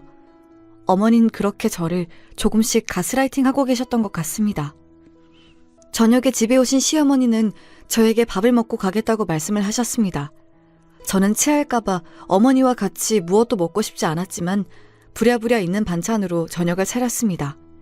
시어머니가 가져오신 새로 담은 김치도 문제의 그 저녁상에 올라갔습니다. 예, 밥 먹자. 얼른 이 김치 좀 먹어봐. 어머니가 맛있게 했으니까. 네네, 드세요 어머니. 제가 알아서 먹을게요. 아니, 이거 얼른 네가 먹어야 되는데. 그래야 네 입맛에도 맞는지 어떤지 알지. 알았어요, 먹어볼게요.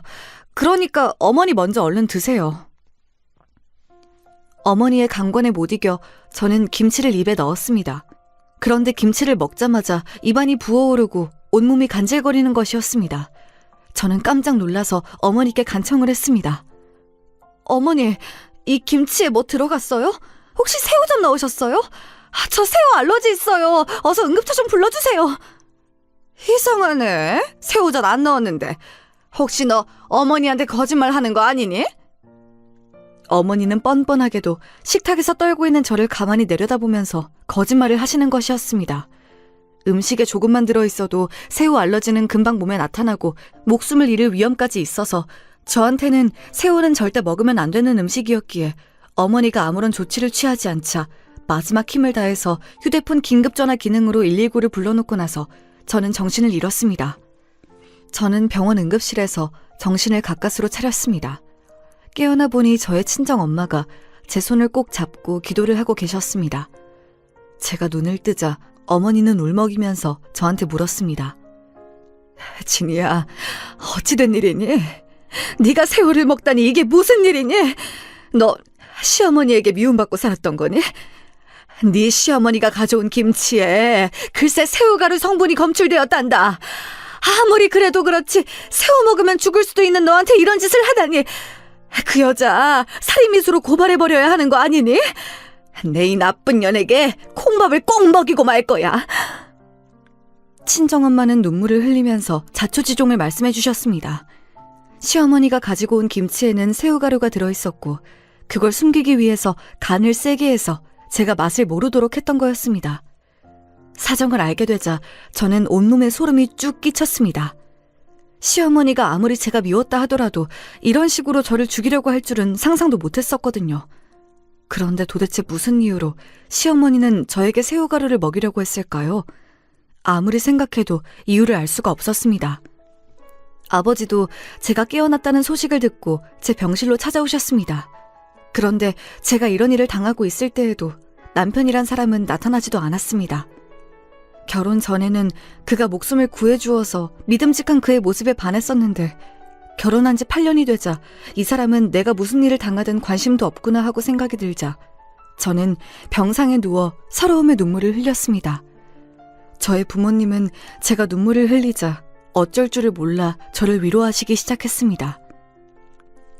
진이야, 너 친정에 와서 몸과 마음을 좀 쉬다가 들어가는 게 어떻겠냐?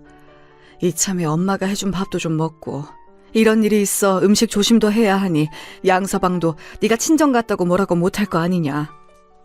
아버지, 그 사람은 제가 집에 있든 없든 상관없을 거예요. 이미 오래전부터 저에게 그 사람은 같이 집을 쓰는 사람일 뿐이니까요. 좋아요. 저도 퇴원하면 친정으로 가고 싶었어요. 그래. 그리고 네 시어머니가 한 짓도 좀 더 캐내야겠다. 그래서 내가 그 여자 꼭 고소하고 말 거니까.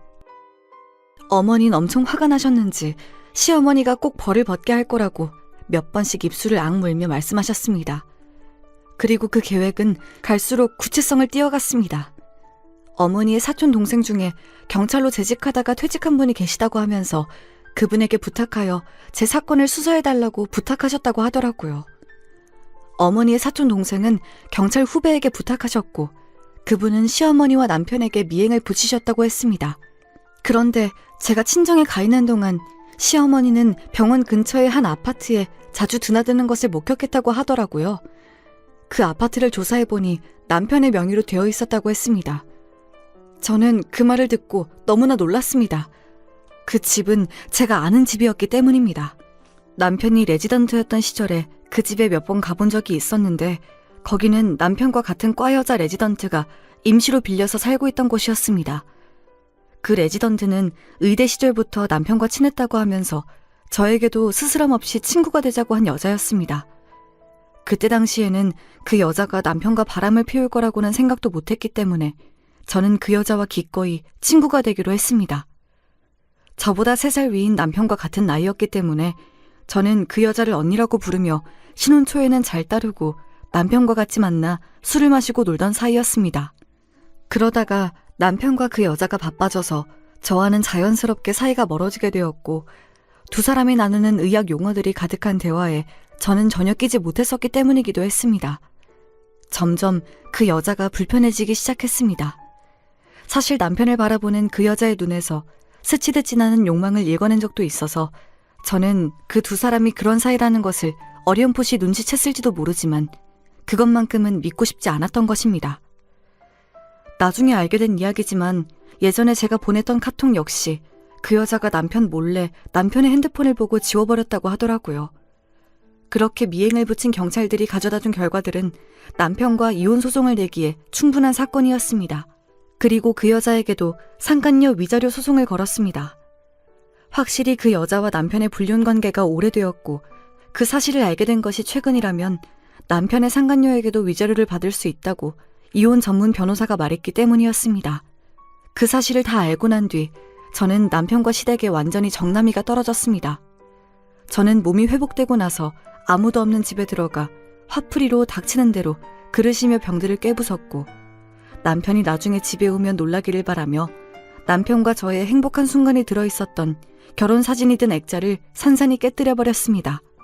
그렇게 집안을 아수라장으로 만든 뒤 저는 짐을 싸서 친정으로 아예 들어와 버렸습니다. 저의 부모님도 남편의 불륜 사실을 알게 되자 펄펄 뛰면서 화를 내셨습니다. 그래, 잘했다. 그딴 양아치 같은 녀석과 그 집안에는 다시 들어가지 말아라. 너의 시어머니도 그렇고 네 남편도 고소해서 손해배상 청구 받아내야겠구나. 손해배상만 해? 어림도 없지. 내 딸 목숨을 위태롭게 한 여잔데 꼭 형사 고발해서 콩밥 먹게 만들어야지. 그런 짓은 살인 미수야. 절대 용서할 수 없어. 그날 저녁 집에 들어온 남편은 온 집안이 엉망진창이 되어 있는 것을 보고 저에게 화가 나서 전화를 걸었습니다. 저는 남편의 전화를 일부러 몇 번 받지 않다가 남편이 카톡을 보낸 것을 보고 전화했습니다. 당신 왜 전화 안 받아? 그리고 집안에 도둑 들었어? 무슨 일이 있었길래 이렇게 엉망진창이 되어 있는 거야? 당신 이 문자 받으면 얼른 집으로 와. 당신이 나한테 무슨 할 말이 있다고 생각해서 전화한 거야? 그 집엔 다시는 안 들어갈 거니까 그렇게 알고 당신은 고소장이나 받을 준비해. 당신도 그 여자도 불륜으로 고발해버릴 거니까. 도대체 누구한테 무슨 말을 들었는데 고소장을 보낸다는 거야? 불륜이라니 무슨 말도 안 되는 소리야? 내가 무슨 잘못을 했는데? 당신이 이렇게 나올 줄 알고 내가 저장해놨지. 이걸 보면 아무 말도 못하게 될 거야. 눈이 있으면 똑똑히 보라고. 뻔뻔하게도 남편은 모르쇠로 밀고 나가기로 한 것 같았습니다. 그런 남편에게 저는 경찰들이 넘겨준 그 여자와 같이 아파트로 웃으며 들어가는 남편의 얼굴이 찍힌 사진을 카톡으로 보냈습니다. 안 봐도 전화기 너머 남편의 얼굴은 백지장처럼 하얗게 질려있을 것이 뻔한 일이었겠지요. 남편은 정말로 당황했는지 갑자기 말을 더듬기 시작했습니다. 도대체 이건 어떻게 알고? 그런데 당신이 생각하는 그런 관계 절대 아니야. 정말이야, 믿어줘. 그 여자한테도 상간녀 소송으로 고소장 보냈으니까 둘이서 잘 입을 맞춰서 말해야 될걸? 너희들 둘 다 내가 콩밥 먹여주고 말 거야. 그러니까 기대하고 있어. 저는 말도 안 되는 변명을 늘어놓으려는 남편에게 그럴 틈도 주지 않고 버럭 소리를 지르고 나서 뚝 전화를 끊어버렸습니다. 그렇게 내 솔직한 감정을 발산하고 나니 어쩐지 속이 후련해지는 것이었습니다. 내친 김에 저는 시어머니에게도 전화해서 할 말을 다 해야겠다고 생각했습니다. 시어머니는 웬일로 제 전화를 기다렸다는 듯 금방 받으셨습니다. 여보세요? 너 몸은 괜찮니? 어머니가 네가 새우 알러지 있는 걸 깜빡하고 새우가루를 좀 섞었는데 그것 때문에 네가 그렇게 될 줄 몰랐어. 정말이야. 시어머니는 제 전화를 받자마자 몰랐다면서 슬쩍 비겁하게 넘어가시려고 하시는 것이 아니겠습니까? 더 이상 저를 걱정하는 척하는 시어머니의 가식적인 변명을 듣고 싶지가 않았습니다. 어머니가 김치에 새우가루를 넣어 저를 해코지하려 했던 이유가 남편이 상간녀와의 사이에 아들을 낳았다는 사실을 알고 저를 죽이고 그 두 사람을 결혼시키려고 했다는 사실을 알게 되었고 저는 시어머니가 너무나 무서워졌습니다. 제가 모르는 사이에 남편과 이런 사실들을 모의했었다는 생각이 들자 저도 가만히 있으면 안 되겠더라고요. 저는 크게 한숨을 들이쉰 후 어머니에게 하고 싶었던 말들을 폭포수처럼 쏟아냈습니다. 어머니가 처음부터 저를 마음에 안 들어 하신다는 것 잘 알고 있었고요. 저도 어머니가 별로 마음에 안 들었어요. 그리고 저 어머니 고소할 거예요. 제 목숨을 위험하게 만든 것에 대해선 실수였든 의도가 있었든지 결과는 같으니까요. 그리고 저 남편이랑 이혼할 거예요. 남편도 제가 언니라고 따르던 그 여자랑 바람 피우고 있었던 거 다 드러났고요. 그거 법정 증거로 제출할 거예요. 알고 있었죠? 그 사람 두 집 살림하고 있었던 거. 그리고 저요. 어머니가 그 집에 우리 집보다 더 뻔질나게 드나들었다는 것도 알아요. 이제 다시는 볼 일도 없고 합의 따위는 꿈도 꾸지 마세요. 아시겠어요? 시어머니는 개뿔, 이 지긋지긋한 할망구야! 뭐라고? 할망구라니 이게 미쳤나? 어디서 본데 없이 어머니한테 대들어? 누가 말 그렇게 싸가지 없이 하라고 가르쳤니? 됐고요. 이제 다신 전화하지 마세요. 저 남편하고 어머니 연락처 다 삭제할 거니까 그렇게 하세요. 자꾸 전화해서 귀찮게 굴면 어머니도 정말 콩밥 먹게 되실 거예요. 저는 할 말을 다 하고 나서 불이 나게 전화를 끊어버렸습니다. 시어머니는 제가 전화를 끊자마자 몇 번이고 제 다이얼을 눌러서 저에게 반격을 하고 싶으셨던 것 같지만 저는 그 전화를 모두 일일이 차단해버리고 말았습니다. 이렇게 할 말을 다 쏟아내고 나니 10년 묵었던 체중이 훅 내려가는 것이었습니다. 이제까지 시댁 눈치 보느라 못했던 말들이 생각보다 많이 쌓여 있었던 것 같습니다. 저는 시원하게 한바탕 웃어버렸습니다. 하지만 그렇게 웃고 나자 곧 허무한 감정이 밀려왔습니다. 제 눈에는 어느새 뜨거운 눈물이 흘러내렸습니다. 그날 저는 눈이 퉁퉁 붓도록 울면서 방에서 한 번도 나오지 않았습니다. 그러다가 지쳐서 잠에 들었습니다. 다음날 제가 늦잠을 실컷 즐기고 있는데 또 전화벨이 울렸습니다. 그 누구인지 확인하니 남편의 상간녀의 전화였습니다. 제가 보낸 고소장이 그 집으로 들어간 모양이었습니다. 저는 그 나쁜 년의 전화를 받았습니다. 전화를 받자마자 분노에 찬 그 여자의 목소리가 들려왔습니다. 야! 너 도대체 무슨 수작이야? 미쳤어? 내가 니네 남편이랑 무슨 바람을 폈다고 이래? 증거도 없으면서 소장이라니 무슨 말도 안 되는 소리야? 난 절대 그런 적 없으니까 어서 취소해. 이거 해결 안 하면 나 너 명예훼손으로 고소할 거야? 왜? 네가 해놓고 안 믿어진다고? 그러지 말고 만나서 네 눈으로 똑똑히 보면 그땐 아무 말도 못하겠지. 병원 앞에 카페로 나와. 네가 그렇게 말하는 증거를 지금 당장 보여줄 테니까. 저는 그 여자를 만나러 가려 하니 제 퉁퉁 부은 눈과 얼굴이 신경이 쓰였습니다. 그래서 최대한 독하게 보이는 화장을 하고 여우같이 눈꼬리를 아이라인으로 올렸습니다. 그렇게 마음의 무장을 한 후 저는 그 카페로 갔습니다. 제가 카페에 들어서자마자 흰 가운을 입은 그 여자가 눈썹을 치뜨며 다짜고짜 제 멱살을 잡고 대들었습니다. 이런 상황을 뭐라고 부르면 좋을까요? 방귀 낀 놈이 성을 낸다더니 그 말이 정말 딱 맞았습니다. 야! 이게 정말 언니 하면서 잘 따르길래 놔뒀더니 이 어처구니 없는 짓거리를 해? 너 이년아 당장 고소 취하하지 못해? 누가 누구한테 성을 내는 거야? 내가 니년의 머리채를 휘어잡고 싶은 걸 참는 중이니까 말 그만해. 닥치고 이거나 봐. 저는 눈을 잔뜩 부라리고 저에게 달려드는 그 여자를 뿌리치고 인쇄된 사진들을 내밀었습니다. 남편과 그 여자가 같이 호텔에 들어가는 모습, 그리고 남편의 명의로 된 집에 같이 장바구니를 들고 가는 모습들이 선명하게 찍힌 사진들을 보자 그 여자는 놀라서 눈을 휘둥그레 떴습니다. 그 여자는 경악한 얼굴로 자기 죄가 드러나자 쉽게 말을 잇지 못했습니다. 그러면서도 저를 노려보는 그 눈에 힘은 안 풀리더라고요. 여러분, 이 여자 참으로 뻔뻔한 여자 아닌가요? 이런 여자를 한때마나 믿고 따랐다니 저는 그 사실만으로도 분해서 이가 갈리고 치가 떨렸습니다. 이걸 언제, 어떻게, 너 누구한테 부탁해서 불법 미행이라도 했어? 이 멍청한 게! 이런 사진들 따위가 법정에서 증거가 될 거라고 생각해? 어림도 없지! 이것들 전부 현직 경찰분들이 나한테 파일로 넘겨준 훌륭한 증거야. 이 바보 같은 년아. 이제 알겠니? 너도 내 남편도 이젠 끝이야. 둘 다 파멸의 길을 한번 걸어봐. 남의 눈에 눈물 내놓고 네 년놈들은 잘 살 수 있을 것 같아? 어림도 없지. 너희 둘 다 이제 죽었다고 생각해야 할걸? 저는 그 말을 끝으로 그 상간녀의 얼굴에 시원하게 얼음이 든 아이스 커피를 끼얹어 줬습니다. 그 여자는 커피가 어지간히 차가웠는지 소리를 빽빽 지르며 호들갑을 떨더군요. 야, 이 미친년아! 너 이리 와! 아! 분해! 여기 좀 봐요. 저 년이 저한테 커피 뿌렸어요. 누구든 경찰에 신고 좀 해주세요! 누가 누구를 신고한다고 지랄이야. 여러분, 저 여자 제 남편이랑 붙어먹은 환양년이에요. 꼭 신고해야겠다면 저 여자 좀 신고해주세요. 제가 그 여자에게 소리를 치자 카페에 있던 손님들은 일제히 그 여자의 사진을 찍거나 동영상을 찍어 각자 이 소식을 아는 사람들에게 퍼나르기 바빴습니다. 내일이 되면 각종 SNS에 불륜녀로 낙인이 찍히게 되겠지요. 서울대학교 병원에서도 쫓겨났으면 좋겠다는 바람이네요. 저는 카페를 나와 택시를 타고 곧장 집으로 갔습니다. 집에 오니 오늘 하루 동안 내내 참았던 눈물이 흘러내렸습니다.